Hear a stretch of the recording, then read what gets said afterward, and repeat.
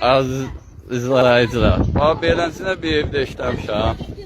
Bax, ev yəsi də bu xanımdır. Özü də uşaq bağçasında işləyir. Bax, qaçdı göstərir. Bax, işləmişəm. Bax, polisə də məlumat vermişəm. 3 gündür mənim işimə baxan yox. İndi hal-hazırda mən də bunu söküb tökürəm yerə. Ha, deyim. Baxın.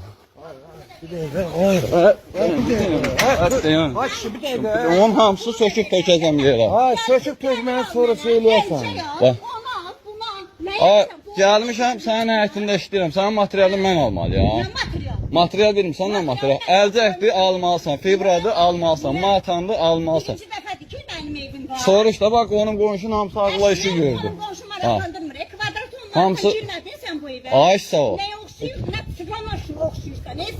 Ay, siqana deyil, yanındakı oxşuyur. Qanacağız, mərfətiniz olsun, hə? Baxın, bax, ev yerləri bunlardır. Baxın.